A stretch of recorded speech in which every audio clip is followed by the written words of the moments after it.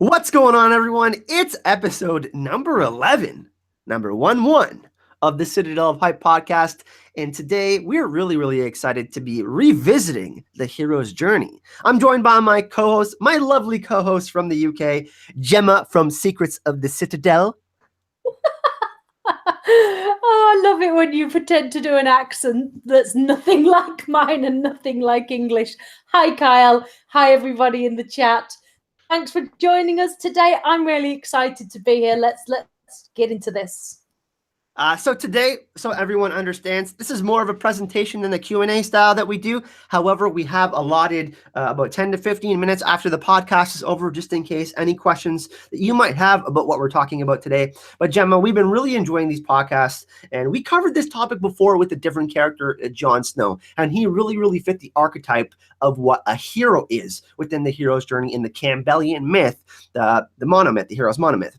Now, this thing serves as a great template for us to overlay for any 3-act structure story. We see this within movies such as Star Wars. Of course, we've been talking about Marvel's The Avengers. That's another great example. And of course, The Song of Ice and Fire. So for those of you who are hearing this for the first time today, the steps of the modernized version of the monomyth are in 12 steps. Number 1 is the ordinary world. 2 is the call to adventure. 3 is the refusal of the call. 4 is the meeting with the mentor. 5 is the crossing of the first threshold. 6 is test allies and enemies. 7 is approach of the Inmost Cave. 8 is the ordeal. 9 is the reward, also known as seizing the sword. 10 is the road back. 11 is the resurrection of the hero. And 12 is the final step, return with elixir. Now, I want to stress that Martin doesn't do one-for-ones, and we don't have the end of Arya's story for the books or the show. And Arya is quite a unique character to say she is just one archetype. But we will try and construct this the best we can to overlay what we believe to be Arya's hero's journey. Now, number 1, let's start the ordinary world. Arya's ordinary world starts in Winterfell, and I believe it's because she's oblivious to everything else that's going on in the outside world, Gemma. She's just a little girl. Is this Arya's ordinary world? It all starts off in Winterfell? Yeah, just quickly before I launch into what I'd like to say about Arya's ordinary world. Hi, everybody in the chat. I know this is... Hi, everyone. Yeah, more of a presentation kind of thing. Kyle has already said we do have an allotted time, but it's what I really do enjoy is when I see people that have joined us from the beginning and they stick with us through the entirety of the podcast. So hi, Kimberly, Geordie, Karen, Sugar Mama of Hype, Catherine C, Nicola, Tina, Living My Rhapsody, Papa Tab, Geordie, Jedi LL, Rebecca C. I think I saw Herb Coswell in earlier on. You've already had a donation. Oh my God, Karen, I'm laughing so hard. Did Karen actually change her? She has donated so much. She really is a sugar mama. Wow. I'm so impressed, Karen. I love you even more now for doing that. That is epic. Steph is here. Brat for Love B. Herb is here. I did see him. I thought he did. And you've just had a donation, Kyle. Kathy Stark can't join live today. Love the Citadel of Hype broadcast. Keep up the great work. And we got a heart fire emoji, a nerd emoji, and I'm assuming that's a direwolf. Free ghost. Free ghost in the chat, everyone. Free ghost. Hashtag free ghost. Yeah. Okay. Arya's ordinary world. Let's get professional, shall we, and get into this. Yeah. What did you say? Winterfell. Yeah. Sorry. Thread. Arya's ordinary world starts in Winterfell. She's oblivious from everything else that's going on outside of Winterfell. Yeah, thank you for the recap. I'm there. Yeah. And this isn't just the case with Arya, is it? I mean, we looked at this. This was also Jon Snow's ordinary world. And this is, for most of the Starks, their ordinary world was in Winterfell before they were all split up and drawn into their various calls to action. I do think, however, that for Arya and Sansa in particular, even their time in King's Landing, to some extent, was in part essentially the basis of their ordinary world. Because when they went to King's Landing, that wasn't their call to adventure. It was Ned's call to adventure. Mm-hmm. And although Arya's life was uprooted and, yes, her circumstances changed, she was almost collateral to her father's arc at that point, at that stage, pretty much for the entirety of the first book. Her Arya's true journey, it didn't actually begin proper until her final chapter of the first book, in which Ned is executed. And obviously, this is an unusual place to start, but until that point, she didn't sort of enter the driving seat of her story. She was very much a passenger, if you see what I mean. And that's why I said the 1-for-1, Gemma, because her stories, like as far as the hero journey goes, the first 3 steps are almost the same. Yes, they're very mixed up. Like where John is pretty clear, where you can separate everything. Yes, and I'm sure both of us will touch on that later. But yeah, so pretty much the entirety of the first book in Winterfell, and then even her time during in King's Landing, to an extent, this was Arya's ordinary world. I mean, her call to adventure certainly didn't occur until arguably the last chapter, maybe not even till the second book. But we'll get into that, won't we? Yeah, so the call to adventure, like we were just saying, the call to adventure, the ordinary world, and even to a certain extent, the refusal of the call are kind of all mixed in together. This one is a little bit tricky, like I said, Gemma, but there's a few moments where we could say, hey, this is her call to adventure. Her leaving Winterfell, the safety of Winterfell, the King's Landing, that kind of tie. And I think everything kind of works in threes with Arya. King's Landing, when Syrio dies, and then, of course, when she meets Jaqen, that's when it really starts, Gemma. Do you think, which one of these 3 do you best associate with the call to adventure? Because you said King's Landing, but I think that it actually quite starts with when her mentor dies, Syrio, her first mentor. Yeah, well, we're jumping ahead, aren't we, with the mentor? And I have got like I said, this hero's journey is really mixed up, so it's going to be a little bit more difficult to explain. Yeah, when I was going through the notes to this, I am jumping all over the place. And actually, there are several points where I've noticed what you've put in your notes. I don't actually agree with, but that's not to say one or either of us is right. That this is an interpretation of this model, isn't it? And everybody's going to have different interpretations. I mean, you've already laid out George R. R. Martin doesn't do 1-for-1s. You've already given that disclaimer. I could say that a billion times throughout this podcast, but I won't. I've said it once. Just, note that. So Arya, unlike Jon Snow, she doesn't fit quite so nicely into this model. Jon Snow does, even Ned Stark does.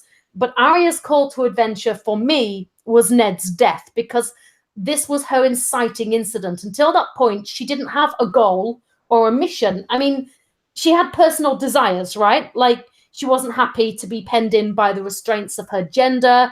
She wanted to train with Needle, and Ned enabled that. But once Ned's executed and she finds herself basically like hiding or on the run from the Lannisters, this is the point where she now has a mission. And her mission is to get back to Winterfell, or at least the North, to reunite with Cat, her mother, and her brother Rob, and just find safety. Now, this isn't a traditional call to adventure, because I think getting back to safety and her family, Arya wouldn't have considered that an adventure. She's running scared. Yeah, she's running scared. That's not this big hero's adventure thing that, woohoo, let's go on an adventure. Let's call the banners and get a fellowship and protect this ring. I was just gonna say fellowship. Oh my God, you read my mind. Lord of the Rings. That's it. It's not that. She just wants to go home. She just wants safety. She wants something familiar that she knows. She's scared and she's running, but it's still very much a mission.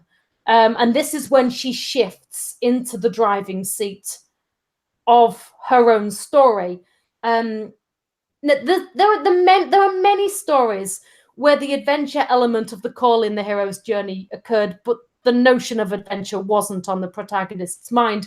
It's more of a call to head off into the unknown, and this is exactly what happens to Arya after Ned's death, isn't it? At this point, she is now moved from King's Landing was never a safe environment, but she was there with her father and her father's guards, and she knew the scenario, she knew the situation. When Ned dies, everything, her world just implodes, basically.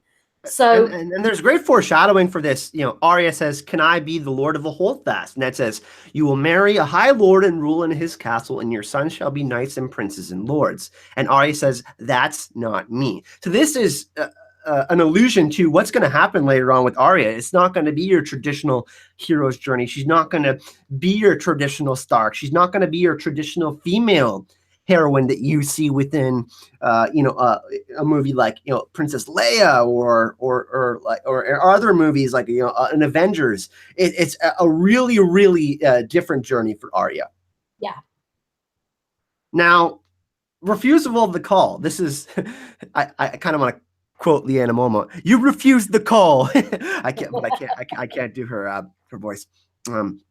So the refusal of the call for me, I think, is the moment when Yoren has to force Arya from looking away at Ned's beheading. This is another tricky one. She's always been willing to take things head on. This could also be when Yoren tells her that she must adapt to her new persona. We see Arya adapt many different personas, but obviously when she becomes Arya, this is kind of that point where things starts to really change for her, where she realizes that she's going to have to survive.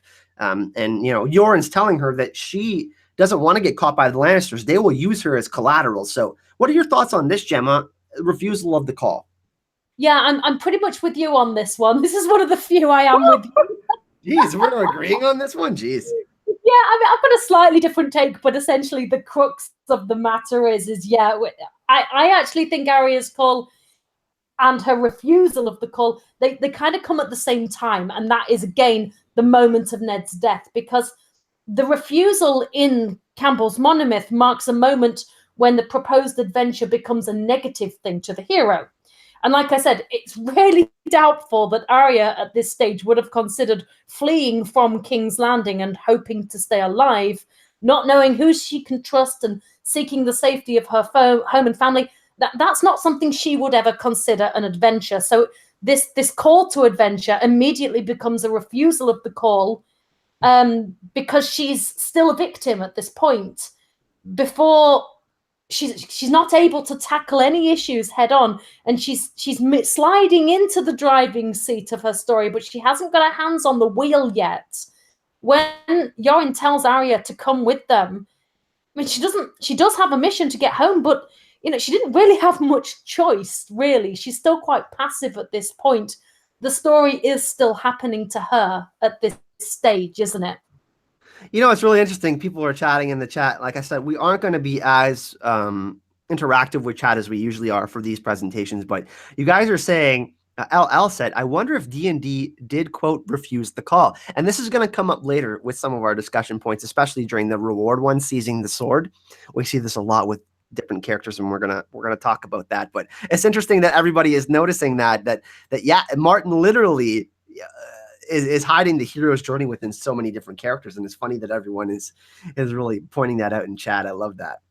Yeah, it's in plain sight, isn't it? And it's all the Greek stuff, the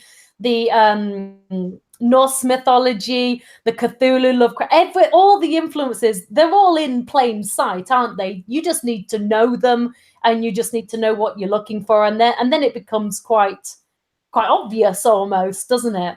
Like we said earlier, not just one for ones. I think Gemma's probably a little bit more on than me, but that refusal of the call kind of continues for it. It's not just one moment. It continues just for a little bit for Arya. Especially after Ned's death, that is the big moment for her. Obviously, her father dies right in front of her. I mean, if any one of us had to experience that, that would be something that would affect us very deeply. And, this changes her whole life.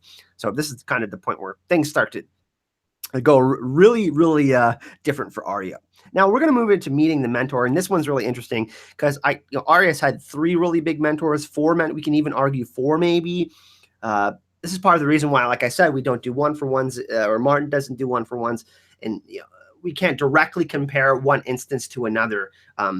It's funny because Arya and Jon's storylines are very similar because Jon has similar interactions with J.R. Mormont and obviously Qhorin Halfhand and Mance Rayder and other people as well. Davos can be kind of seen as a mentor as well. But for Arya, she's had a couple of different mentors. Obviously, the first big one being Syrio Forel. and then Yoren, and then Jaqen in that order. Obviously, the books. We have the Kindly Man, who is still around as well. But for me, like I said, it's more than just one in this instance. It's in three different parts for me: Syrio, Yoren, and then finally Jaqen. They offer something different, each of them. Yeah. LL in the comments have said, I'm loving the driving analogy, Gemma. Will you say she shifts gears later? I will make a point of saying she shifts gears when I feel that is the moment she's done that. But yeah, her hand is sliding onto the wheel at this stage, isn't it? I could really go with this driving analogy, but yeah. Arya, like you said, she's got several mentors, hasn't she? I actually did a video. Crikey, it was a while ago now. Did you say crikey? Yes, I say crikey a lot. I'm English, of course. I don't remember you ever saying that. Wow. I didn't say goodness me today. I haven't said that once. Yeah, I did one. Arya's Education, it was called. And of course, I looked at Yoren and Syrio and Jaqen and the Hound. I also looked at Cat and the Septons and Ned, of course. But each mentor that Arya has come across has taught her a distinctive lesson. But another title within this monomyth for the meeting of the mentor is called Supernatural Aid. Yes. So within this model, often each stage has more than one title. Campbell explains, and this is a quote I've taken from Campbell regarding this stage, and this, I think, is the clue to which one it really is pinpointed to. He says, the first encounter of the hero's journey is with a protective figure, often a little old crone or old man, who provides the adventurer with amulets against the dragon forces he is about to pass. What such a figure represents is the benign protecting power of destiny. And in this case, this has got to be Jaqen H'ghar. Oh, it has to.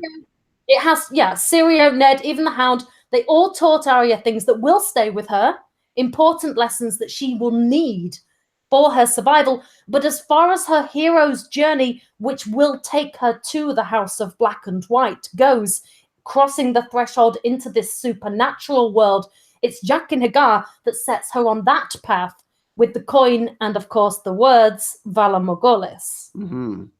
And it's interesting too, because when we actually did our Faceless Man podcast, we discussed the idea of what they were trying to implement, the Brahma.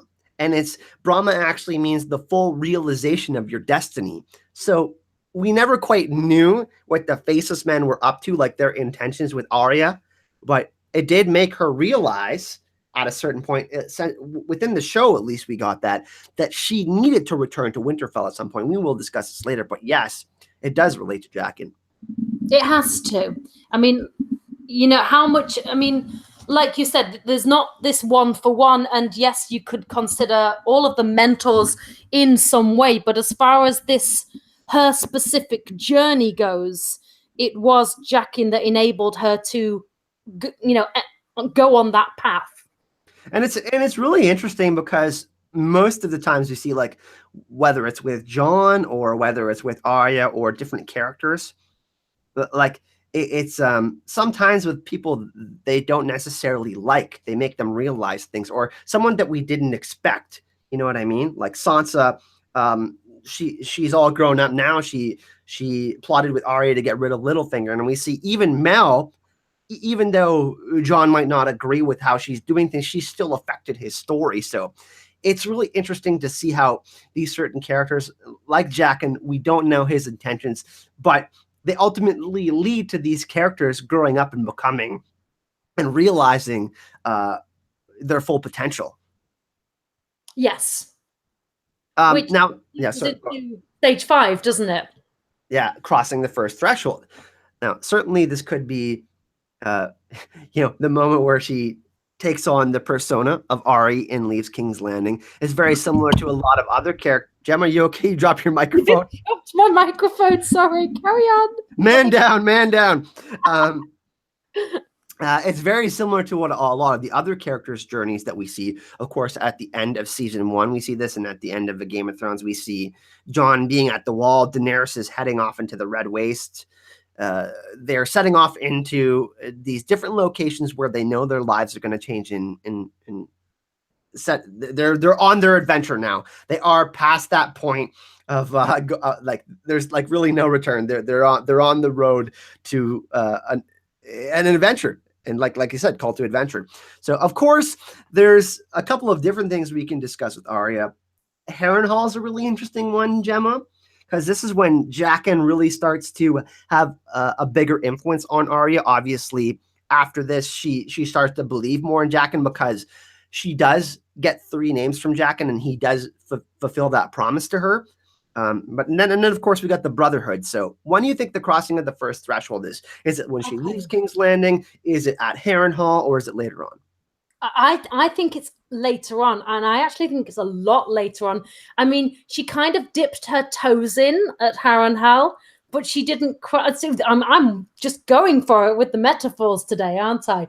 But she's not slid her foot completely over the line of that threshold. Now, I think the most noteworthy crossing into the unknown for Arya was entering the House of Black and White. And before I understand that this is a huge leap in her story chronologically, but this would essentially, I'm skipping several books here, but crossing the threshold, especially in fantasy, usually indicates not just the unknown, which was the case when she left King's Landing, but a crossing from one world to another, from a mundane world of realism and normal into a world of the fantastical and the mystical and the magical. And this is what I mean by she dipped her toe in at Harrenhal, because there were hints of that. But when she literally entered the House of Black and White, for me, that's the most obvious example. Jon Snow, as you said, crossed the threshold of the wall into a world of White Walkers and warging and green seeing and magic. Dany crossed the threshold of the tent with the dancing dead spirits inside. Samwell, it could be the Citadel. Like it's so interesting. We can actually do this for every character. That's why it's such an interesting subject. Exactly, but I can address because I did think about this, and I thought, well, how can I consolidate such a leap if this is genuinely where I think it is? And I thought about this, and I think this is a possible reason why there could be such a leap in Arya's journey, in her hero's journey. And this is because this story doesn't just belong to Arya. There's so many other characters in this story to account for. And originally, The Song of Ice and Fire was meant as a trilogy. So it's quite possible that while some characters had their journeys significantly expanded upon, others maybe didn't so much, because Arya was one of George R. R. Martin's principal characters, so he probably had a very clear vision of what her journey was going to be from the beginning. So while her story in George R. R. Martin's mind, I mean, this is complete speculation, but while her story stayed the same, maybe it was other stories that were expanded on. And basically, Arya kind of had to hang around and wait, bide her time while the other stories caught up. And I think we see this with Dany too, because, I mean... The Myronese knot. Ugh. Yes. How long has that woman been hanging around waiting to invade Westeros? I mean, it got a little bit silly. It's in the books. She's still not there. And it feels like this stage is also known as the belly of the whale, isn't it? This yeah, it also, well, that's why I'm saying Arya's hero's journey is so interesting, because approach to the Inmost Cave, which is number 7, we still haven't even done number 6 yet. That's why I'm saying this is like Arya's is all over the place, and that's why George's story is so good, because this is what Joseph Campbell has said about this stage, and this is why I believe it has to be the House of Black and White, because this is a quote again. He said, "Instead of passing outward beyond the confines of the visible world, the hero goes inward to be born again. The disappearance corresponds to the passing of a worshipper into a temple, where he will be quickened by the recollection of who and what he is, namely dust and ashes unless immortal. The temple interior, the belly of the whale, and the heavenly lands beyond, above, and below the confines of the world are one and the same. That is why the approaches and entrances to temples are flanked and defended by colossal gargoyles, dragons, lions, devil slayers with drawn swords, resentful dwarfs, and winged bulls. That is literally the description of the House of Black and White, isn't it? Wow. Yeah. It's guys, this is why we have Gemma on the podcast. She's an expert. Oh, we got some super chats. Oh my God.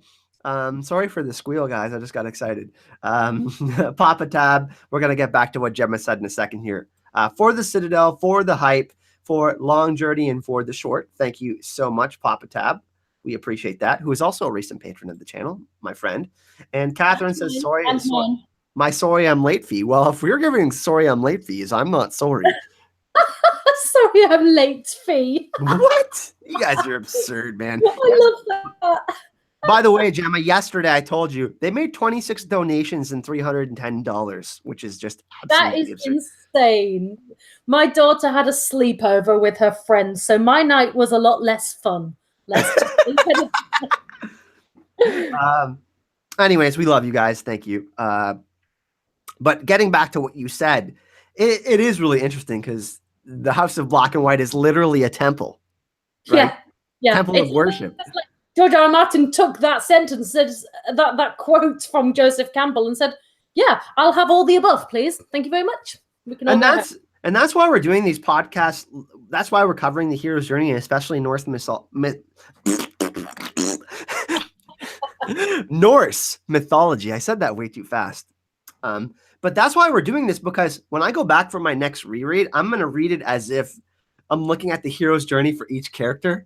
And I think it's going to be really interesting. And I'm going to notice things differently, especially because in Norse mythology, the hero's journey is represented as the dragon that eats its own tail, time repeating itself. So they're kind of the same thing. But we see hero's journeys, storylines within Norse mythology as well. But Arya's, it's so interesting. Like you said, it's a pretty big leap to get to that point, and we still got these other steps that are crossing over that wouldn't necessarily apply to a story like Lord of the Rings, where you have a more linear storyline, right? This is not a completely linear, and we hear that from Bloodraven as well. That time is linear, but you can view it in a different way. So. That's why Arya, specifically her hero's journey, is so interesting. So we move on to the next point. Gemma, did you have any final points on the crossing? Just that when I'd made such a big leap on only stage 5, I thought, oh, crikey, I've said crikey again. I said, oh, crikey, I said to myself, how am I going to do the rest of the steps when I fast forwarded so much? But somehow I did manage it. So, well, obviously... We'll see if you guys in the chat agree with me. At this point, I'm afraid, Kyle, looking over your notes, this is where we diverge a lot. But, it's great to get 2 different opinions, isn't it? It's interesting because people in the chat right now are saying, what about the Hound? He was a huge influence on Arya's storyline. He was, but I also believe Arya was a huge influence on his storyline as well. I think that was very much a mutual relationship where they both learned from each other. I don't think the Hound was there solely for Arya or vice versa. They were there for each other. Whereas, yeah, sorry, go ahead.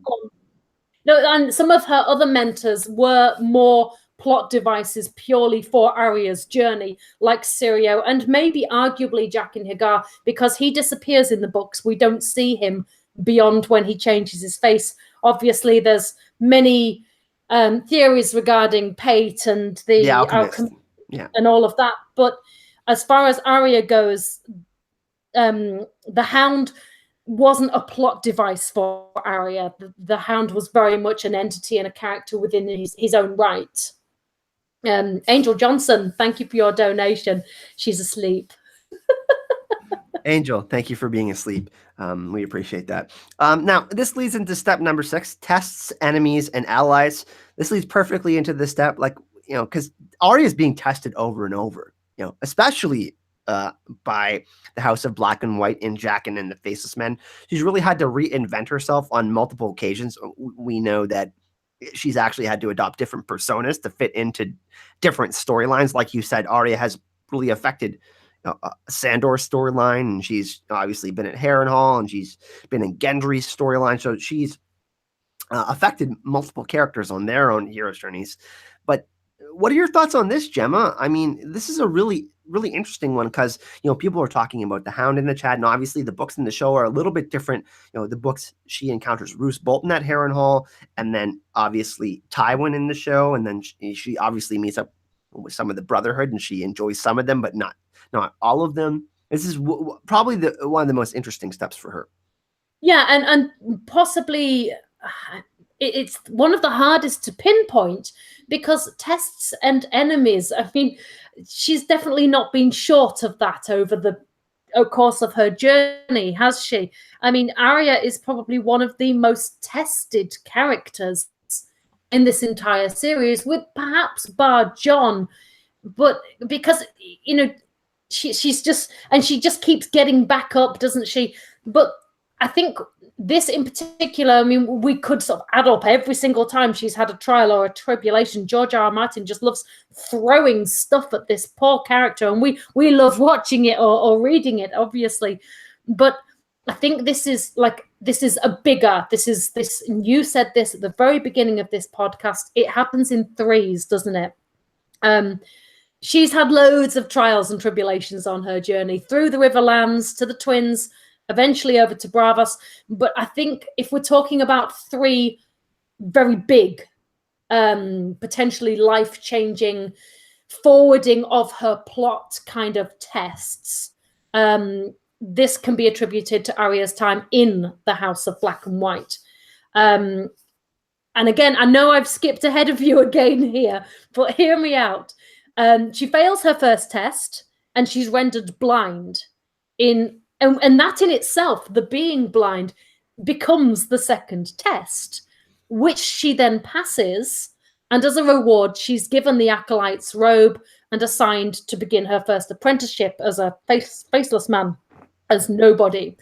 But during these trials, this is the crux of the matter, I think, is you can have stuff thrown at a character, but for it to be like that pivotal plot point, they need to grow and learn from the things that are being thrown at them. And these are the things she learns from. She increases her power of sight, which is a lesson that Syrio first taught her. The Hound obviously expanded on this, but it's not until she's blind that she truly begins to see.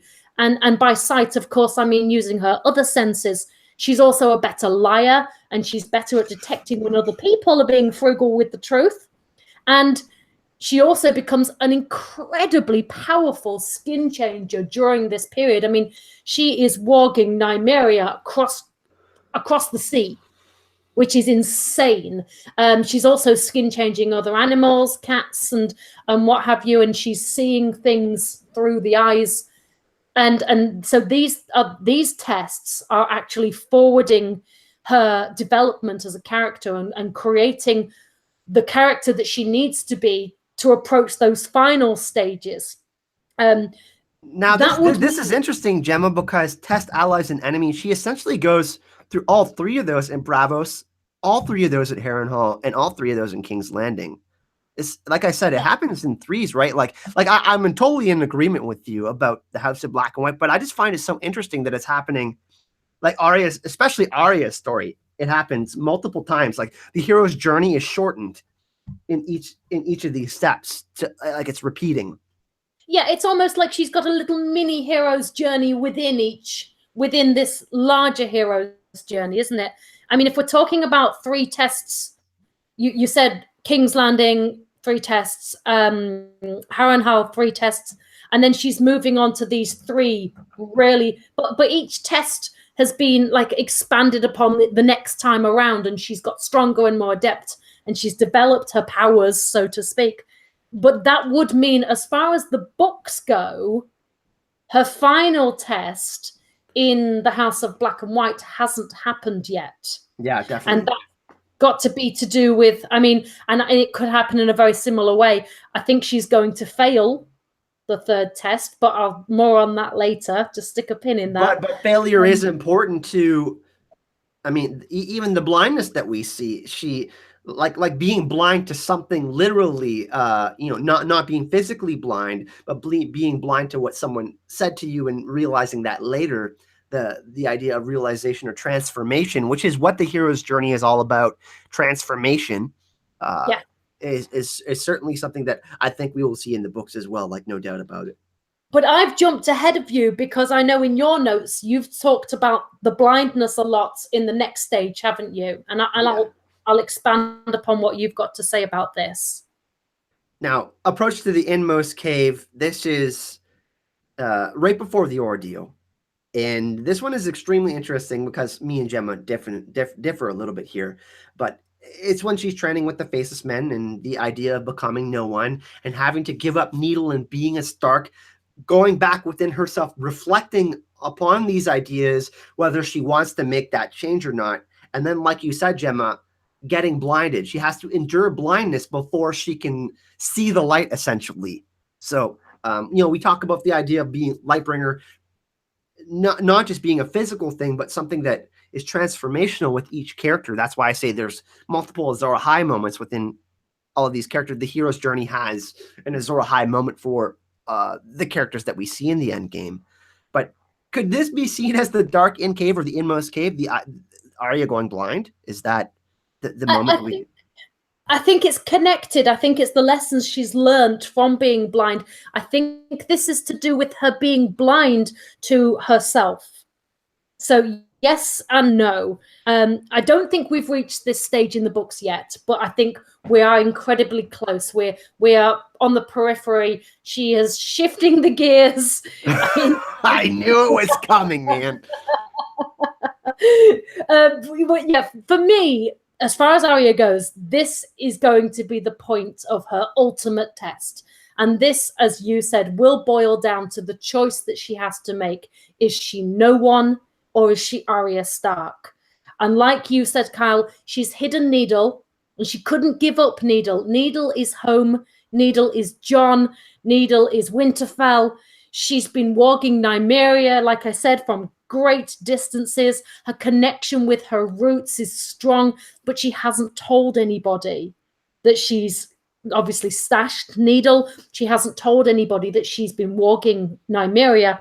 Mm-hmm. Well, in the eyes of the kindly man, I think she will, like in the show, ultimately accept Arya Stark and reject nobody. And in the eyes of the kindly man, that might be considered as a failure of the third test. But for Arya and for us as readers, we're going to see that as a triumph, aren't we? And it's so interesting because the House of Black and White represents the opposites, right? The black and the white. And you just said it out loud. The kindly man might see that as failure, but failure is sometimes so important to success. You can't realize something without that failure. So that idea of, and that's why George is such a brilliant writer. He's planted that right in there. And, some people don't see it, but, most of the people in chat, you guys are brilliant. You guys are seeing it just like we are. And they're all getting excited because I said shifting the gears. Shifting the gears. But this is the point, isn't it? Like you said, where she really takes control of her own destiny, her own story, and the failure being a triumphant failure. That's just beautiful, isn't it? I think so too, yeah. And I think that, we actually agreed on this mostly, which makes me happy. Yay! All right, so we're going to move to number 8. And like I said, thank you for everyone for joining us in the chat. I believe we have 70 people in here. We started off with 30, but it's crept up. Thank you, everyone that's watching, and thank you for the donations. We really appreciate that. Like I said, we will get some questions after. We're going to make this a little bit of a longer one today. I did put it earlier than I usually do so we can hang out a little bit more with you, without the permission of Gemma, of course. So 8 is the ordeal. This is definitely, what we see, like I said, we're moving away from the books now. So anybody that is strictly book stuff, we're kind of ascending past that now. This is definitely, I think, her having to fight for her life with the Faceless Men. This is quite the ordeal, having this life or death situation with the Guild of Assassins that want, to use her for a certain purpose.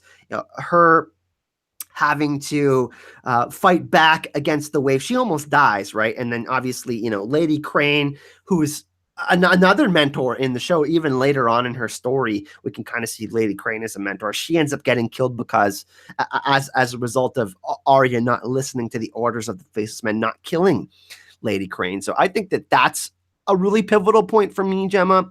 And obviously she's starting to claw her way back to try to get back to Westeros at this point. What do you think about that? Yeah, again, I'm with you, which is really unusual. But as you know, I'm a bit of a book snob, and I don't mind admitting it. You know that. I refuse to view the show as canon from the point that we ran out of source material. I'm most open to the possibility that these things might happen in the same way in the books. I'm also open to the possibility they won't. But I'm very careful to acknowledge that moving beyond that point, it is speculation. I've heard many people claim that the books are going to be incredibly true to the show, which is great. Okay, I can deal with that. And then I've heard other people call the show gratuitous fan fiction and everything in between. So as far as I'm concerned, we are moving into speculative territory now. When we've got a complete story, it's really easy to attribute each stage of this monomyth. But when we have an incomplete story, things are obviously a lot less clear. And this is where it becomes a lot more fun. Like I said, her rejection of no one and her ultimate acceptance of Arya Stark, that goes against what she was supposed to achieve in the House of Black and White. And while it will feel like a personal triumph for her, I think she's going to be met with some resistance for making this choice. In the books especially, yes. Yes. She will have essentially failed 2 of 3 tests in the House of Black and White. And the Order of the Faceless Men, as we all know, they're very dangerous. So it's not clear how forgiving of this perceived failure they will or won't be. In the show, I mean, because of course Jaqen H'ghar isn't even in the House of Black and White in the show, but in the show we got, when Arya announced, a girl is Arya Stark, and Jaqen's smile was vague and ambiguous, to say the least. And even the actor in interviews later couldn't explain why Jaqen responded in that way when Arya declared that a girl was Arya Stark. I think it's going to be, I mean, obviously she had her ordeal with the waif, and I think the books, like you said, this is going to be far more of an ordeal. I think it's going to be the same struggle, however, between Arya and no one, and she will make the same choice that she made in the show, and her ordeal will happen at the same point as it happened in the show. I just think it's going to be more of an ordeal for Arya in the books than in the books, Gemma, it could continue on. Like they could be opposed to Arya. Like we don't know what's going to happen in season 8 with Arya. We're assuming like that we don't know if we're going to see the Faceless Men again, but we're assuming that Jaqen is amicable. Like he made an agreement with her. It seems that way, anyways. Well, I wouldn't say amicable, but they made an agreement. He nodded and he's like, "Yeah, just do your thing," But in the books, I don't think they're going to be like that. So they could oppose her.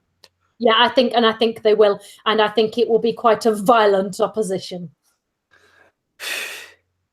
She's going to be OP in season 8, at least in the TV show, I think, and I think. Yeah, I mean, her training in the books was, I mean, you could montage it, to be fair. I mean, she was blind for half a year.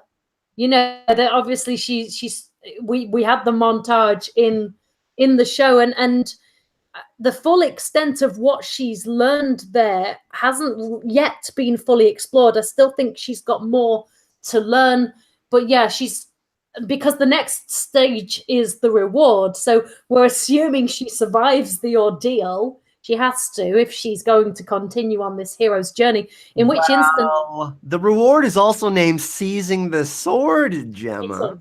Yes. And we have a sword. And I think this one actually might be literal for this. She literally takes Needle.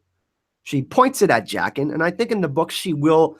I mean, we associate Needle with Winterfell, and so does Arya. It's that representation of Arya Stark, right? That love that Jon has for Arya. It's that memory of Winterfell, because she hasn't been back since everything that happened, right? So it's that memento. It's her family that's with her. So yeah. I think since she's become a super badass, she will be able to return to Westeros. I think we both agree on that at some point. Arya has to return to Westeros. And I think in the case, the reward, seizing the sword, the reward for her leaving the house is actually revenge in this case. And I think it's her killing Walder Frey and reaping that sweet reward of getting the training from the Faceless Men and applying that within her story. Now, like I said, we don't know if that's going to be the same in the books, but some of us think that, a certain direwolf pack might do it in the books. So I don't know. What are your thoughts on this one, Gemma? Yeah, I think, again, like you said, seizing the sword is going to be a very literal interpretation. Again, this is her final declaration of I am Arya Stark of Winterfell and I'm going home. She's always had Needle. She's never been able to let go of Needle. As far as the reward being killing Walder Frey, I don't think that's going to happen in the books. I think Wyman Manderley and Lady Stoneheart have kind of got the phrase covered at this stage, but and the Arya killing Walder Frey, maybe that was a bit fan servicey. It was a good moment, yeah. But I don't think that's... I mean, I might be wrong. I'm wrong about many things, but I'm also right about many things. I don't think that's going You had to throw that in there. I knew it. At this stage, I think the point for Arya and this seizing the sword is the realization in which a greater understanding is achieved. Now she's armed with this new knowledge and this perception. Now she is shifting gears. She has her hand on the wheel. She has her feet on the pedals. Her hero's journey is becoming resolved. Ready for... You can't take it. She's ready for the more difficult part of her adventure now, which means Arya's training has served her well. She's grown and she's matured and she's learnt what she needs to move into the closing stages of her journey. And yes, Needle has to be a big part of that, because the next stage is the resolution of her initial goal, which, and I do have more to say about this, but the resolution of her initial goal, take it right back to the beginning when we first started talking. Her initial goal, the first time she had real motivation, was to return home, wasn't it? Yes. To get her mom and Rob and to be home at Winterfell and to be safe. So when we left Arya in the books, she's definitely poised to reclaim Needle. She is poised to reclaim herself.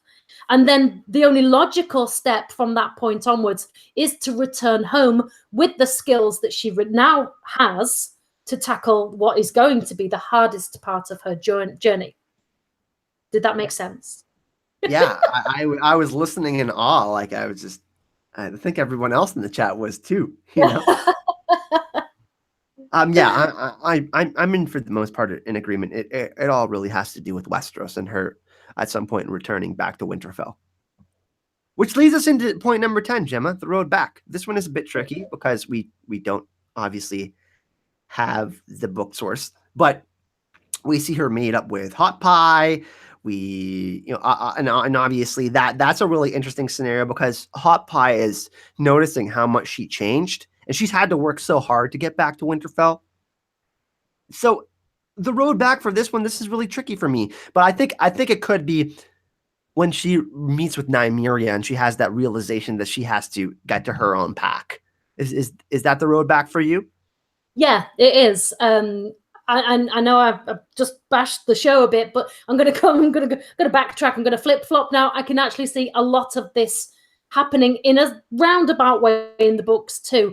This is a completion, isn't it? This tying up of these loose ends. She's got several reunions that she really needs to kind of get out of the way on her return home. Gendry, Hot Pie, Nymeria, and of course Jon, assuming by the time she does return, he's been resurrected, at some point, she's got to achieve what she originally set out to get, and that was home. Now, the trouble is with the book storyline is this. Sansa's not at Winterfell. She's in the Vale of Arryn. Bran Stark is still enjoying his new job as a tree in a cave. Rickon is on Skargos riding unicorns. Jon is dead. Robb is dead. Cat is a zombie. And Winterfell is poised for a huge battle. As far as the Northern men understand, Arya is married to Ramsay Bolton. So even if she accepts who she is, proving this to everybody else might be tricky. This is almost a reverse of what Jon's going to have to do when he is accepted as a Stark, and it turns out he's half Targaryen. But really, the only person in Winterfell right now that can corroborate her word that she really is Arya Stark is Theon Greyjoy. And the reliability of Freak / Theon the Ghost in Winterfell right now is something I'm seriously going to question. So the resolution, we saw this resolution of this stage in the show, didn't we? Arya learned from Hot Pie that the Starks had Winterfell and they'd got it back, and she decides to go home. She talks smack to a couple of guards, gets let in, and I think what we saw was essentially the same thing, but an exceptionally simplified version, because book Arya has got a long way to go before she can hope for anything along these lines, doesn't she? Yeah, she definitely does. And that's why we said, this is pure speculation on our part, because we don't have the books, which we know are canon. But from what we've seen from the show, we can try to construct the best timeline for the hero's journey is what we're going to see for these steps. Yes. Just some more shout outs in the chat before we move on to Good idea. Last 2 points. We got Angelina Ahai, who's in the chat. We got Catherine. We got Herb Coswell. I think we're shutting out some people over again, but that's fine. We got Tina Sarah. We got Jon. I've not seen Jon for a while. Mia Ice and Fire. I saw what you said to me earlier in my inbox, Mia. Make sure you email me. I sent you my email. Nobody else knows what I'm talking about, but get back to me, and we will help you out with that. And yeah, we see some Mel of Winterfell. What's going on? Nice to see you. Nicola, nice to see you, my man. Thank you for your questions, and everyone else, anyone else that I missed, we really, really appreciate you. Oh, Prince that wasn't promised. He was the winner of a secret Patreon giveaway that they didn't know about. I gave away some Faceless Men coins, funny enough, speaking of.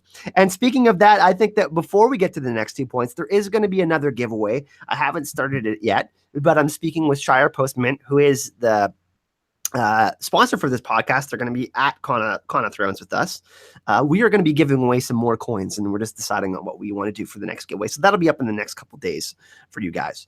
But there will be another giveaway for leading up until Con of Thrones. I think we're going to do we're going to do a little loot bag of coins, like the Iron Bank Bravosi coin and the Faceless Men coin, and just like a collection. I want it. I want that. Yeah, but you're my co-host. You can't have the prize for the actual fans and viewers.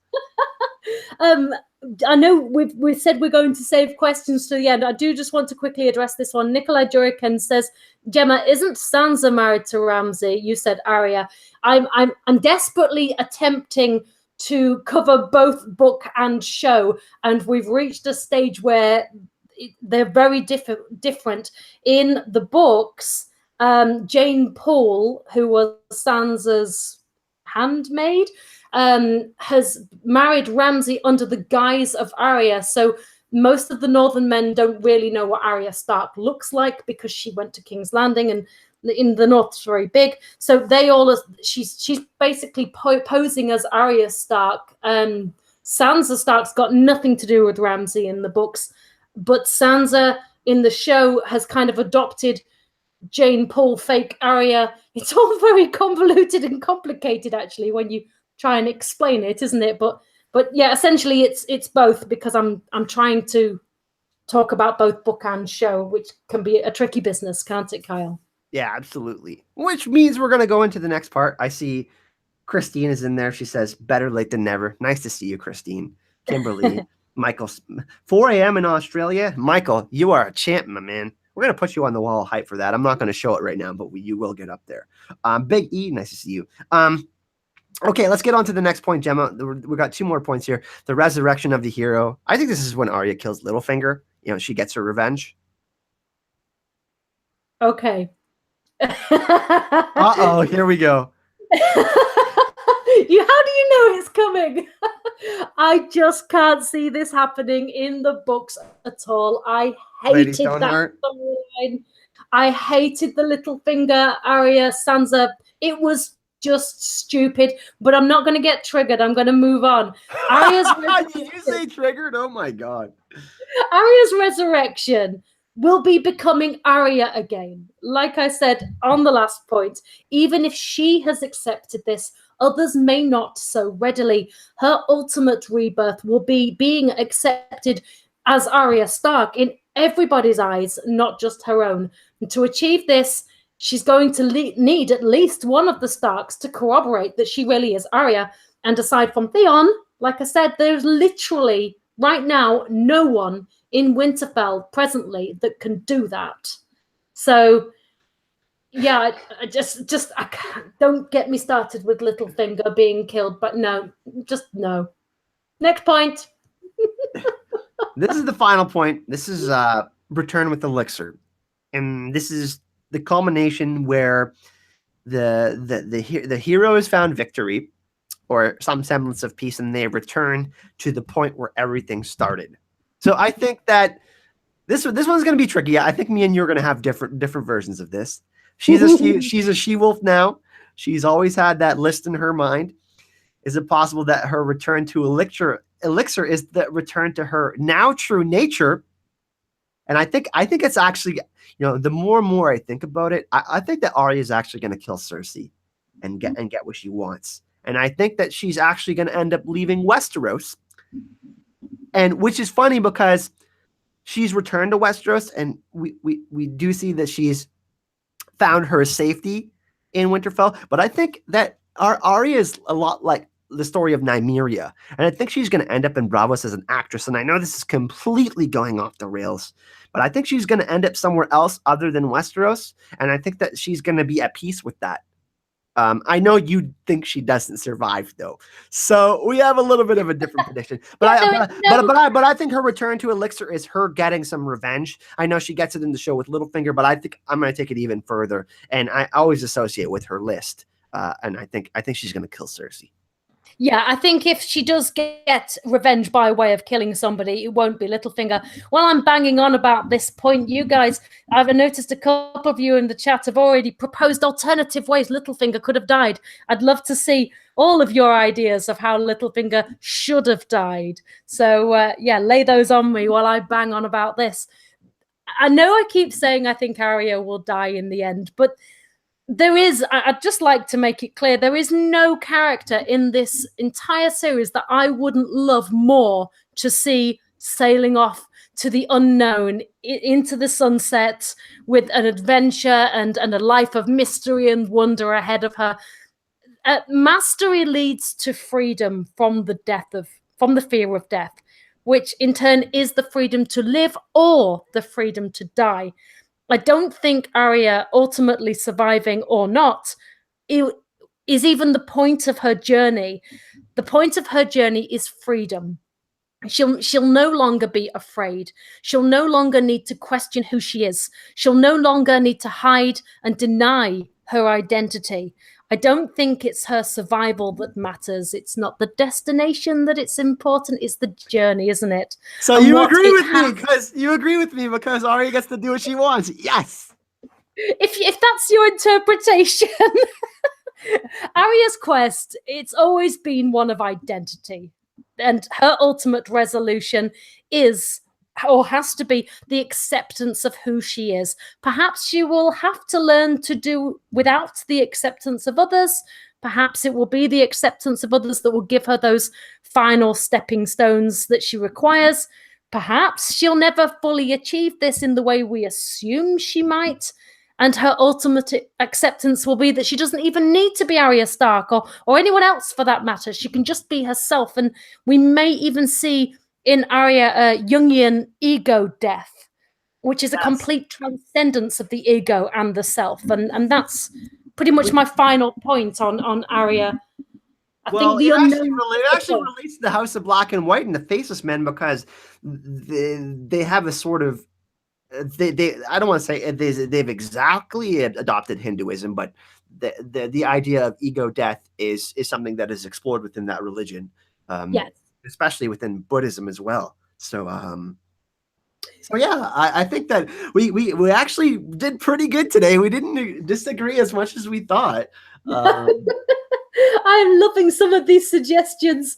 I think the moon door, Littlefinger going through the moon door, is a firm favorite of how it should have gone down. I think that's actually the most likely scenario of how it's going to happen in the books. It's poetic, isn't it? He has to.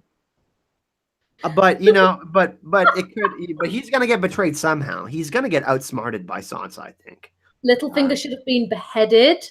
Littlefinger should be thrown through the moon door by Sansa. You two are the best. Oh, thanks, Catherine. Tell us something we don't know. Yeah, 26 Art Girl. Maybe she dies but walks into Nymeria. We've both discussed that one before, haven't we, Kyle? And yeah, and that would be not necessarily that's a death of something, but a rebirth. You know, which is like you. I mean, we keep coming back to this concept, don't we? So before we get to the question part, everyone, if you could, after this video is done, in the comment section, if you could let us know what part of the hero's journey you would like us to cover next. We're going to do one more of these hero's journeys before Con of Thrones. So how many weeks do we have until Con of Thrones, Gem? We have 6 or 7 weeks. We're going to do Ragnarok Part 3. We're going to tie that up with Yggdrasil and Jormungand. The week before Con of Thrones, but maybe we can do the week before that. We'll do another hero's journey, and you guys can pick out one. I really want to do Sandor. I think that would be nice if we can kind of relate it back to Arya too. But you know, there's Theon, there's Sandor, there's Jaime Lannister, which we can talk about. Bran, even. There's really so many characters that we can talk about for the heroes. Daenerys. We haven't talked about Daenerys at all. Not at all, actually. Which possibly demonstrates how much we care about her. Karen, the sugar mama of hype. My God, I think Karen needs a permanent spot on the wall of hype. Everyone, you know what? You know what I'm gonna do? I'm gonna do this right now, Gemma. I'm gonna appoint Karen the queen of the chat. Queen of the chat. I love it. Karen, you're the queen of the chat. I've just decided that's what do you call it? An executive decision. We're going to get into some question part. And she says, can I make the bad man fly? Yes. If it's Littlefinger, absolutely. I would like to do Jaime Lannister's hero's journey. I would love to do it because that's wow. Okay, let's see about people in the chat who they would like us to do the hero's journey next. I mean, we haven't done a poll on Twitter in the next little bit, have we? We haven't done we haven't let them vote on our podcast in a little while, right? That's a good idea. Yeah, we'll put a poll up. Karen first of her name. I like it. Protector of the chat. You may all kneel before me. Kneel, you shit. You may all kneel. More wine. Your mother was a whore with the fartals. Bend the knee. More wine, kid. More wine. You could actually make like a remix out of that or something, like a song. We've got some suggestions coming in. By the way, everyone, I'm getting drunk at Con of Thrones, and I'm going to sing the song that Mace Tyrell sings. Someone's gonna tape that, and it's gonna be hilarious. Jaime, Sandor, Samwell, the Hound, Tyrion, the hero's journey of Karen, Queen of the Chat, first of her name. Jaime and Sandor. There's a lot of Jaime. There's a lot of Jaime. There's a lot of Sandor as well. The Hound, Sandor. Karen, I bend the knee. Everybody's bending the knee. How lovely. Robert Baratheon. Yeah, that would be interesting.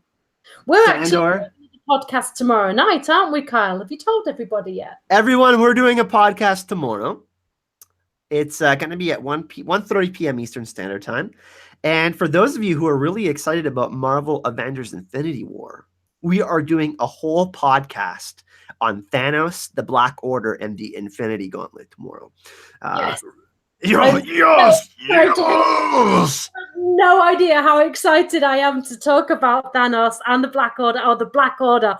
Oh my, that's going to be so exciting. And we're going to lay out all the Infinity Stones, all the gems, aren't we? Where each of them is, what potentially, how Thanos may or may not. There's a lot to talk about. So that's the full And podcast. I've done a couple of videos on Marvel this week. I did the Captain America Nomad Theory video. And I did not Captain America, yeah. And then I did the Captain Marvel video.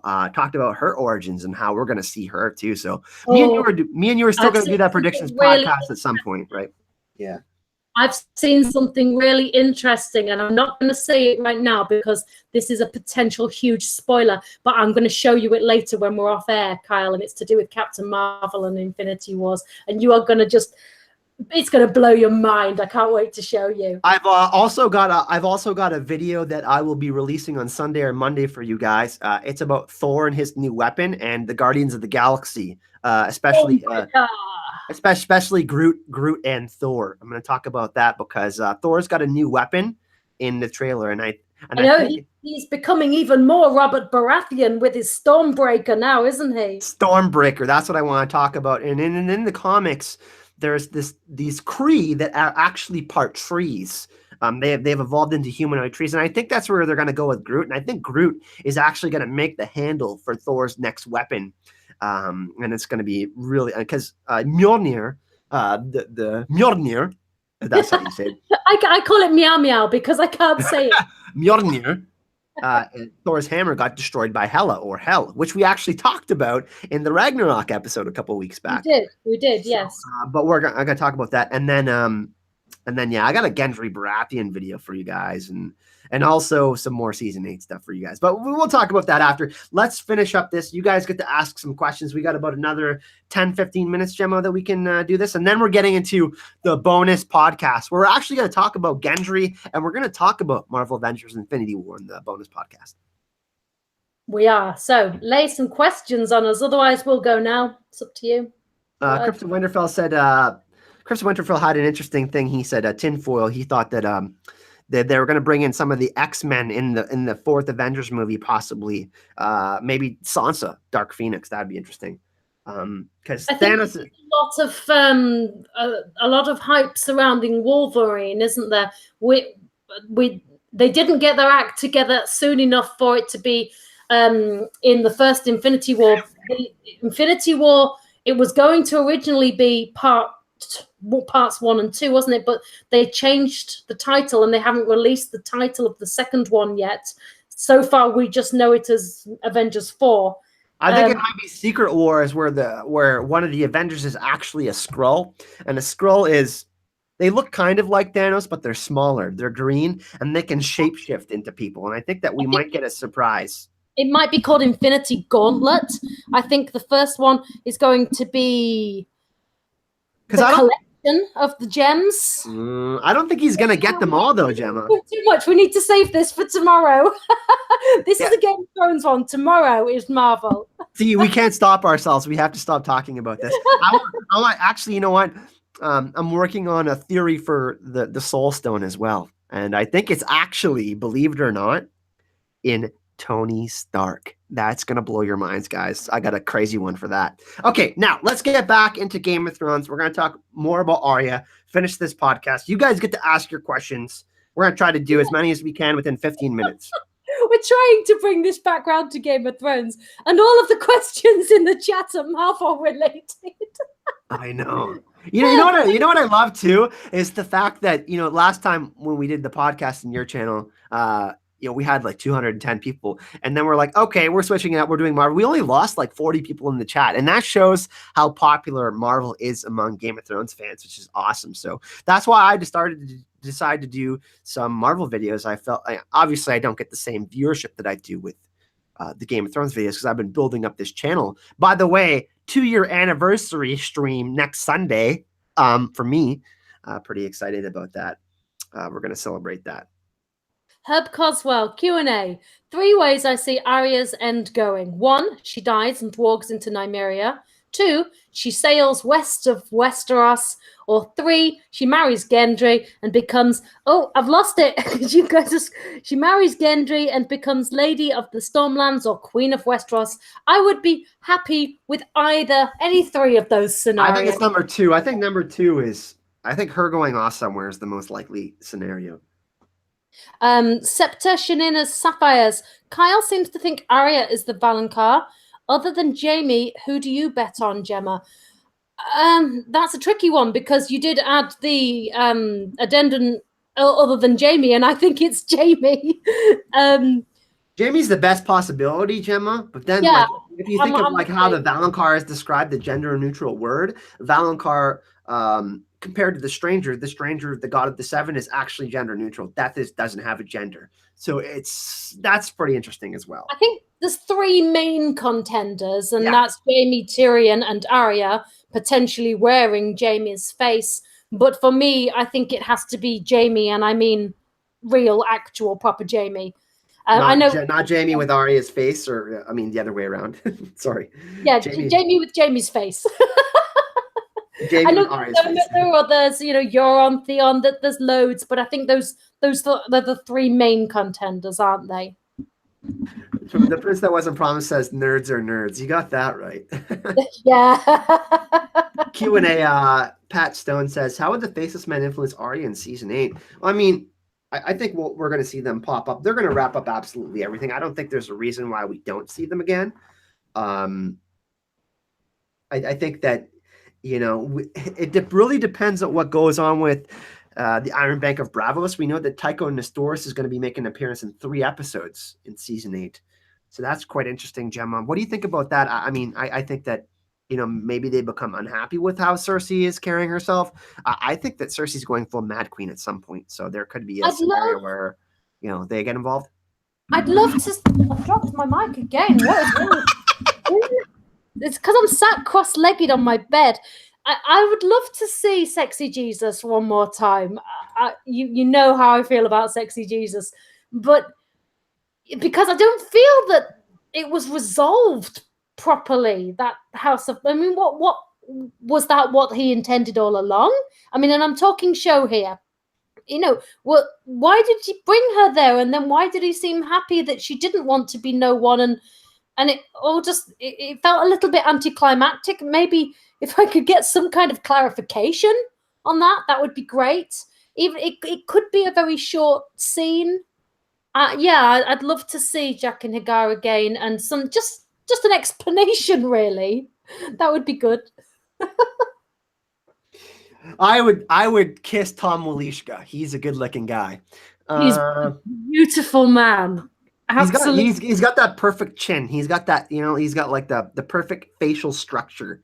Like he's just like no flaws. And you look at me, I got that big honking friggin' nose that keeps me alive in the cold lands of always winter. We got someone that said Con of Thrones in the chat. A Con of Thrones had, by the way, just announced J.R. Mormont, Lord Commander J.R. Mormont, going to Con of Thrones, and just announced yesterday Joe Dempsey Gendry. And guess what, people? Me and Gemma more than likely get to interview both of them. We got our press passes, so we're really, really excited. Joe, the guy that plays Joe Mormont, he's absolutely huge as well. He's a big man, a very imposing stature of a man. Imagine having a pint with that guy. My God. I'm going to be in awe of him. Absolutely. He's been in so many great films too, Gemma. Braveheart, The Chronicles of Narnia. I could go on and list. I mean, he's been in so many, like just really, he's just an excellent actor. And apparently he's super cool too. So that's even more awesome. Steph has asked, didn't Gurm originally want to hook up Arya and Jon? Yeah, there was going to be some weird love triangle between Tyrion, Jon, and Arya and Jon were going to be torn for their love for each other because they thought they were siblings, and then it turns out that they weren't, and then Tyrion and Jon were going to have this big tension because, and I'm so glad he dropped that. So glad that he dropped that, because that I just can't see that really being a thing. It's I gonna would. be the guest list is amazing this year now. It really is. It really is. There's last year they didn't have that many people that were live in the show. They have the person that gave us the most information on the show is Paula Fairfield, and she does sound design. She was a great interview. So there's Kate Dickey. There's who played Lysa Tully. There's Sam Coleman, who played young Hodor. There's Sibelka Kelly, who played Shay. There's Hannah Murray, who played Gilly. There's James Cosmo, who played Lord Commander J.R. Mormont. There's Gendry Baratheon. There's the old Marcella Baratheon. Roz? There's Roz Esme Bianca. And Tommy Dune, the weapons master. He's going. I'm really excited about that. So we can ask him some questions about Longclaw and Heartsbane and all of that. Yes. It's going to be incredibly exciting. And by the way, everyone, just to put this out there, me and Gemma's patrons, we're going to be taking suggestions on which questions we should ask. So if you are a patron, you do get some input. I'm not saying we will pick your questions, but you do get, we're having some private conversations on that. It's so crazy that we get to do that, Gemma. I'm really excited. So I'm just reading some of these comments. John giving Arya a needle was bad enough. Oh, Septa. That's not a... President-elect says that is not appropriate. Q&A, do you think John could find out about the Bag of Faces and what happened between her and Sansa and confront Arya about it? Yeah, Herb, you're just trying to trigger me on purpose now, aren't you? Bringing it back round to this Littlefinger story. Well, you better take this one. Oh, God. Wonder Dog, by the way, this is not the last Con of Thrones. They plan on doing one after Season 8, as far as I know, and they plan on doing them for the prequels as well. So this could be a yearly thing where Gemma comes from UK and comes and hangs out with us. Do you know how much it's cost? Yeah, I do. Actually, I probably have to... No, I can't say that. That will get me demonetized. I'm going to be living on subways for a week as it is. Maybe they could do one in England and you could come to me next time. I'll put you up. I've got a sofa with your name on it. You're welcome anytime, Kyle. The Disputed Land says, at Azor Hype, are you going to do the foam swords melee? So they had this thing where you could like sword fight people, which was really cool. And there's like 6 people that go to battle at once and you have like foam swords and shields and stuff. I might do that. If someone, we'll film that. I think that would be something cool to do. Just don't hit me in the dick if you're in the ring. It's only foam. That's my light bringer. I used to do LARP back in the day. That is how much of a nerd I am. I actually did LARP a lot.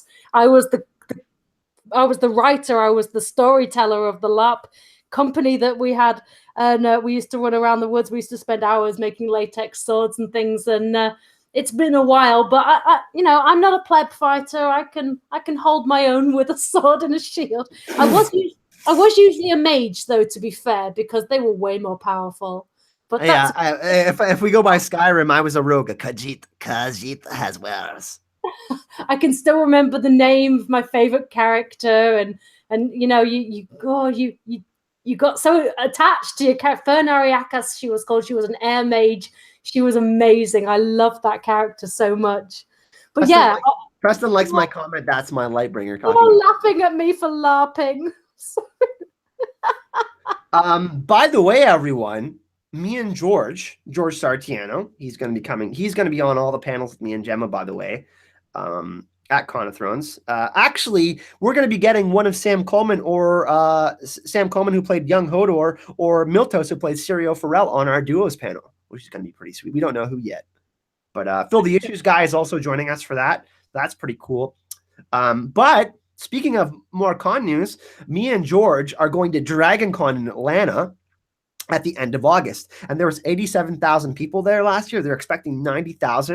And we're going to try to get some Marvel interviews because they had Marvel people there last year. But last year, we actually had an interview with Lena Headey exclusive. And she canceled literally 4 hours after we booked our flights and hotel and stuff. So we're hoping they're going to get someone from Game of Thrones this year. But if not, we're going to go cover Star Wars and Marvel and all of that. So yeah. And then we're going to try to go to Comic-Con New York. We're going to try to go to more cons too. So yeah, as long as you guys keep on supporting the channel, I can do these things. We're going to have to sign off anyway, because we still have to do the bonus content. Yep. We still have to record our predictions for the Avengers, which we'll probably do over the next couple of days. Get that out ASAP. I know we've been a bit lax on that one. And then obviously we've got tomorrow's podcast as well. So make sure you tune back in tomorrow if Marvel is your jam. Looking at the comments, it seems that that is the case for many people, doesn't it? Yeah, for sure. So Gemma, final words from you. Thank you. Thank you for joining us. As always, thank you for the donations. Thank you for giving me a laugh in the chat. You always do. It's great seeing the same faces and avatars popping up, and it's great to see new people as well in the chat. If you are watching this retrospectively, hi, and thank you for getting this far, because we've been banging on for some time now. So well done for sticking with it. See you in the next one. And thank you for sticking with it instead of sticking us with the pointy end. We appreciate that. So in the description of this video, everyone, I did put Gemma's Patreon and my Patreon. If you do want to sign up, everybody that signed up for the Patreon does get that extra 30 minutes of bonus podcast. If you can't, we appreciate your support no matter what. If you like this video, if you tuned in with us today, if you're watching later, thank you so much for hanging out with us. Of course, we appreciate all the donations to the Con of Thrones GoFundMe. Me and Gemma literally could not go to this event without all of your donations. Support has been amazing. We're both getting really close to our goal. I'm about 3/4 way towards my goal, and Gemma, you're getting pretty close, right? Yep. Thank you. So everything Kyle said, just thank you as always, and have a lovely weekend. Tune in tomorrow night for some Thanos. Yeah, so it's at 1 p.m. Eastern Standard Time tomorrow. We're talking about the Infinity Gauntlet Thanos and the Marvel Infinity War trailer. If you do want to reach out to us, all our social media and links are in the description of this video. Like I said, thank you so much for your support, and we'll see you in the next episode next week. Don't forget to let us know what you would like us to cover in the next Hero's Journey podcast and next week on the podcast on Gemma's channel. Thanks again, everyone. Hype and love.